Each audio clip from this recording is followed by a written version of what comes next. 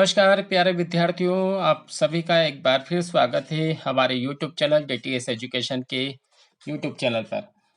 आज हम फिर लेकर आए हैं एक नया वीडियो योगा एंड मेडिटेशन, जो कि फाउंडेशन विषय का पेपर है और सभी स्नातक प्रथम वर्ष के परीक्षार्थियों के लिए अनिवार्य विषय है।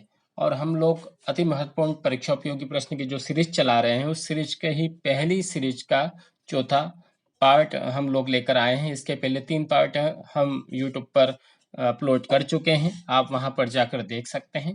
साथ ही विद्यार्थियों बड़े ध्यान से पूरे वीडियो को देखिएगा, क्योंकि हमने कई प्रश्नों का समावेश किया है जो परीक्षा में उपयोगी होंगे। तो आइए शुरू करते हैं हम आज की सीरीज। प्रश्न क्रमांक 31, त्राटक का संबंध है। त्राटक का संबंध किससे है विद्यार्थियों? नाक से, कान से, गला से या आंख से?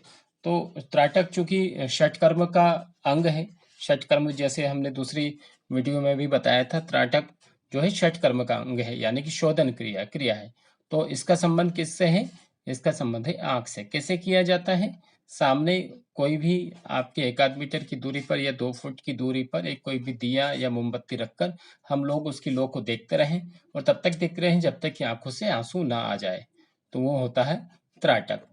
तो इस प्रश्न का सही विकल्प हो जाएगा आंख से, ऑप्शन डी। अगला प्रश्न है सूर्य नमस्कार है। सूर्य नमस्कार क्या है? मुद्रा है, ध्यान है, प्राणायाम है या आसन है? तो सूर्य नमस्कार में कोई मुद्राएं नहीं लगाई जाती, क्योंकि मुद्राएं जो है आंखों से और हाथों से बनाई जाती है। ध्यान नहीं लगाया जाता है ना? ध्यान तो एकाग्र होकर बैठने का नाम है। प्राणायाम में श्वासों के ऊपर ध्यान रखते हैं, लेकिन सूर्य नमस्कार में क्या है? सूर्य नमस्कार में 12 आसन सम्मिलित होते हैं, इसलिए उसको सूर्य नमस्कार कहा जाता है। सूर्य नमस्कार क्या हो गया? सूर्य नमस्कार एक आसन है जिसमें कि 12 मंत्र भी शामिल होते हैं।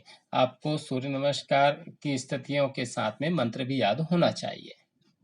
अगला प्रश्न है,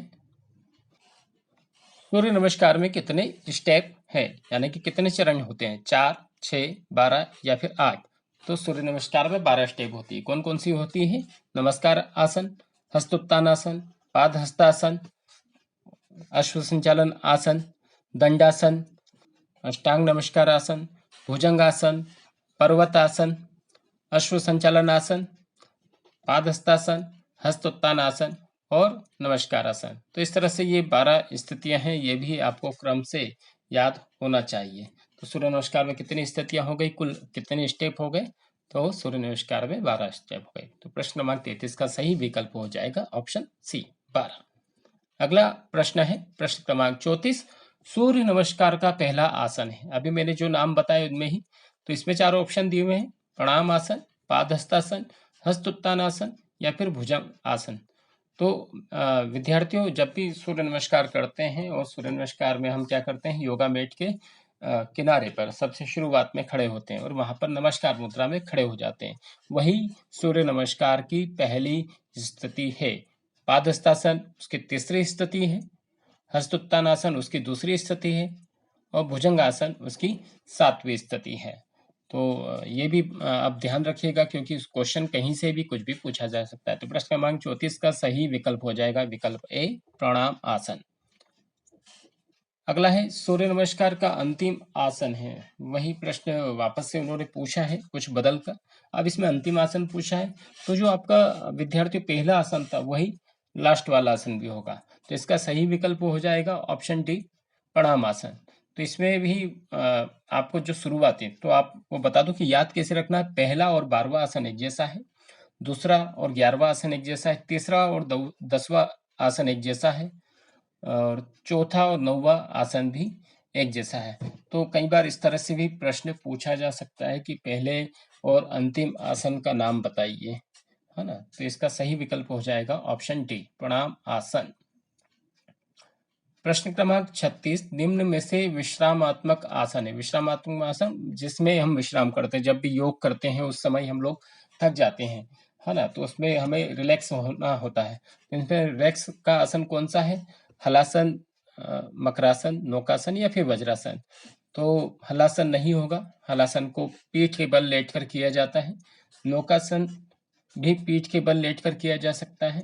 वज्रासन बैठकर करने वाला आसन है। तो तीनों आसन तो आसन हमें शरीर को शक्ति प्रदान करते हैं, लेकिन जो मकरासन है वो पेट के बल लेटकर किया जाता है, इसलिए इसका सही आंसर हो जाएगा विश्रामदायक आसन में मकरासन, ऑप्शन ए। अगला प्रश्न है प्रश्न क्रमांक 37, ईड़ा नाड़ी होती है हमारे शरीर के किधर होती है ईड़ा नाड़ी? बाएं, दाएं या फिर बीच में, या फिर कोई भी नहीं। तो इसका सही विकल्प होगा हमारे बाएं, हमारे बाएं साइड में, मतलब कि लेफ्ट साइड ईड़ा नाड़ी होती है। और दाएं साइड कौन सी रहती है? पिंगला नाड़ी। पिंगला नाड़ी को सूर्य नाड़ी भी कहा जाता है, और ईड़ा नाड़ी को चंद्र नाड़ी, ठंडी नाड़ी, शीतल नाड़ी, है ना, ऐसा भी कहा जा सकता है, या शक्ति का भी नाम उसको दिया हुआ है। और बीच में कौन सी रहती है? बीच में जो रहती है वो सुषुम्ना नाड़ी रहती है, उसे सरस्वती भी कहा जाता है। तो ईड़ा नाड़ी होती है हमारे बाएं, ऑप्शन ए सही। अगला प्रश्न है प्रश्न क्रमांक 38, मध्य नाड़ी का नाम है। अभी मैंने बताया इसमें से 3 ऑप्शन दिए हुए, 4 ऑप्शन, सुषुम्ना, ईड़ा, पिंगला, या इनमें से कोई नहीं। तो हमारे जो बाएं रहती है वो ईड़ा, जो दाएं रहती है वो पिंगला नाड़ी, और जो मध्य में रहती है उसका नाम हो गया सुषुम्ना। सुषुम्ना को सरस्वती भी कहा जाता है ना। तो ये भी आप ध्यान रखिएगा, कई बार ऐसा प्रश्न पूछा जा सकता है कि मध्य नाड़ी का अन्य नाम क्या है। तो सुषुम्ना नाड़ी को क्या कहते हैं विद्यार्थियों? सरस्वती भी कहा जाता है। सुषुम्ना नाड़ी हमारी मध्य नाड़ी कहलाती है। बाएं भाग में ईड़ा और दाएं भाग में पिंगला, तो इसका सही विकल्प हो जाएगा ऑप्शन ए। प्रश्न क्रमांक 39, पेट के बल लेटकर करने वाला आसन कौन सा है? भुजंगासन, वक्रासन, मयूरासन या फिर पवन मुक्तासन। तो जो भुजंगासन है वो पेट के बल लेटकर किया जाता है, वक्रासन बैठकर किया जाता है, मयूरासन हाथों के बल किया जाता है, और पवन मुक्तासन जो है वो लेटकर किया जाता है। लेटकर कौन से? पीठ के बल लेटकर। तो ये भी आप ध्यान रखिएगा कि पवन मुक्तासन पीठ के बल लेटकर करते हैं, वक्रासन बैठकर, मयूरासन हाथों के बल करते हैं। तो इस प्रश्न क्रमांक 39 का सही उत्तर जो होगा वो होगा विकल्प ए, भुजंगासन। पेट के बल लेटकर करने वाला आसन कौन सा हो गया? भुजंगासन। अगला प्रश्न है प्रश्न क्रमांक 40, नाड़ी शोधन क्या है? नाड़ी शोधन क्या है? तो आसन है, प्राणायाम है, बंध है, या मुद्रा है? तो आसन नहीं है, बंध भी नहीं है, मुद्रा भी नहीं है। नाड़ी शोधन है प्राणायाम। नाड़ी शोधन का ही दूसरा नाम है अनुलोम विलोम। कई बार ऐसा भी पूछा जा सकता है कि अनुलोम विलोम का अन्य नाम क्या है, या नाड़ी शोधन का अन्य नाम क्या है? तो दोनों के नाम एक ही, नाड़ी शोधन और अनुलोम विलोम। तो नाड़ी शोधन क्या है? प्राणायाम है। इसको करते कैसे हैं? दाएं, आपको बाएं से पहले श्वास को लेना है, दाएं की ओर छोड़ना है, फिर दाएं से लेना और बाएं की ओर छोड़ना, तब जाकर उसका एक चक्र पूरा होगा। यही नाड़ी शोधन प्राणायाम है। बहुत बहुत धन्यवाद आप सभी का पूरे वीडियो को देखने के लिए।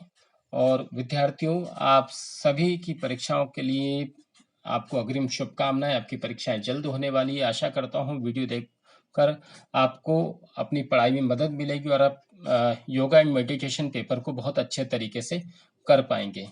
अगर आपने हमारे चैनल को अभी तक सब्सक्राइब नहीं किया तो जरूर कर ले, साथ में बेल आइकन को भी प्रेस कर दें, ताकि जो भी हम वीडियो अपलोड करते रहें वो तुरंत आपके पास में नोटिफिकेशन आता रहे। साथ में ही अपने दोस्तों को भी ये वीडियो शेयर करें ताकि उन्हें भी पढ़ाई में मदद मिल पाए, क्योंकि ये वीडियो बड़ी सावधानी के साथ में तैयार किए जा रहे हैं केवल आपके लिए। वीडियो पर बने रहने के लिए बहुत बहुत धन्यवाद। लाइक करें, शेयर करें, सब्सक्राइब करें।